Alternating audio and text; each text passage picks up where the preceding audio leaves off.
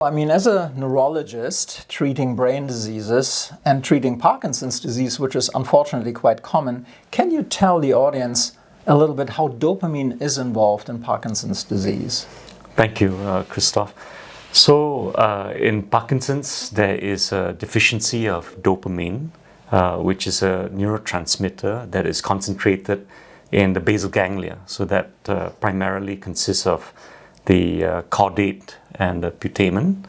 And so with this deficiency of dopamine, which is needed for normal movement, there is results. This results in bradykinesia or akinesia, slowness of movement or paucity of movements, muscle rigidity, as well as in some cases tremor. So, of course, over the years, since the 1960s, with the development of levodopa, which is a precursor to dopamine, this medication is able to help to replenish dopamine within the brain, and that has helped millions of patients worldwide. And in fact, this led to the, as you know, the award of the Nobel Prize in Physiology or Medicine in the year 2000 to Arvid Carlsson, who is the neuropharmacologist from Sweden.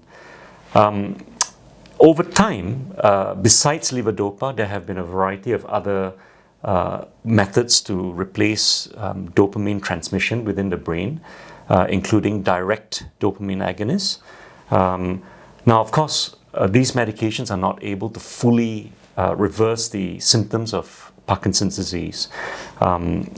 Typically, the so-called midline or axial motor features are unimproved. So that means problems such as speech difficulty or dysarthria, swallowing difficulties, gait imbalance, falls, freezing. And in addition, in some patients, the replacement of dopamine within the motor circuit can cause some unintended side effects as well, including non-motor symptoms such as psychosis or impulse control disorders. Or hyperkinetic movements. Yes, and in some patients, chronic treatments, especially at higher dosages with levodopa, can also provoke levodopa-induced dyskinesias. So this is a fascinating field, and if there's anyone who's interested to know more about the history of dopamine, a very nice article is written by Stanley Fan. Stan is one of the pioneers in the movement disorders field, and this was published in the Movement Disorders Journal in 2008. So I encourage people to have a look at that. And the Neurotorium has actually slide decks on Parkinson's disease, etiology, history, but also treatment. Exactly, and with nice graphics as well, going through these. Can I ask you, in turn, Christoph, how is dopamine involved in schizophrenia? Thanks for the question, Shan. Yeah. So we do believe that there is hyperdopaminergia in certain areas of the brain, which may actually be quite close to the areas that are relevant to Parkinson's disease, adjacent to it. In the past, we thought that there is too much dopamine in the mesolimbic pathway. We now know that's not true. That's true in the rodent brain. Right. But now that we are able to dissect the striatum much more carefully with PET imaging, it seems that the striatum is dissected into the sensory motor striatum, where too little dopamine gives you akinesia, Parkinson's, and when you block dopamine with postsynaptic dopamine treatments, that can be a side effect.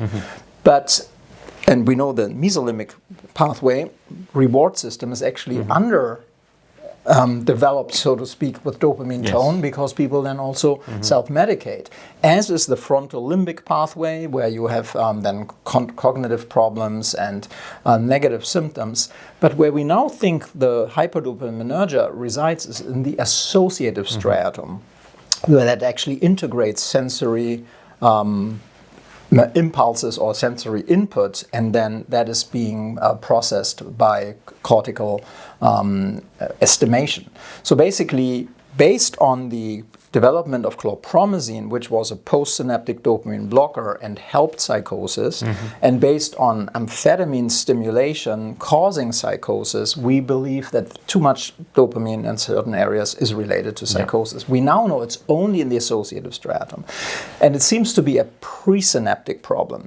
We've had for now 7 decades a postsynaptic solution to that presynaptic problem by having postsynaptic dopamine blockers, which unfortunately are stereotactically not smart just doing it in the associative striatum. They block dopamine everywhere, including in the frontal lobe and the mesocortical pathway, which can give you secondary negative and cognitive symptoms, including in the sensory motor pathway, where we can get neuromotor side effects, including in the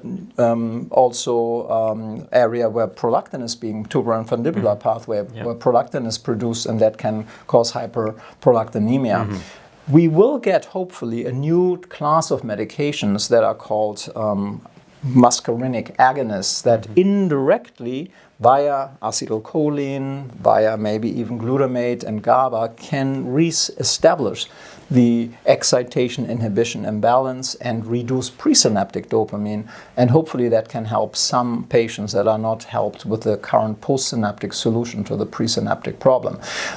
However, we also know that dopamine is not the only receptor system really relevant for psychosis, because when you give ketamine challenge, you can produce positive and negative symptoms, which are also part of schizophrenia. So it seems to be more complex, and also an interrelationship between dopamine, glutamate, and maybe also GABA and acetylcholine. Yeah, there are parallels with Parkinson's, with, of course, many other neurotransmitter systems affected, in addition to dopamine.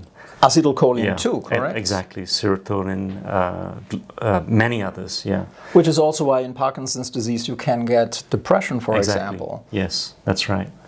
So all this and more in the Neuratorium slide decks and the other associated materials. Exactly. So we also have a slide deck on schizophrenia, which we are going to update, which will then have also some of the newer treatments that are coming around the pike. So stay tuned and please check out the Neuratorium website. Thanks for watching.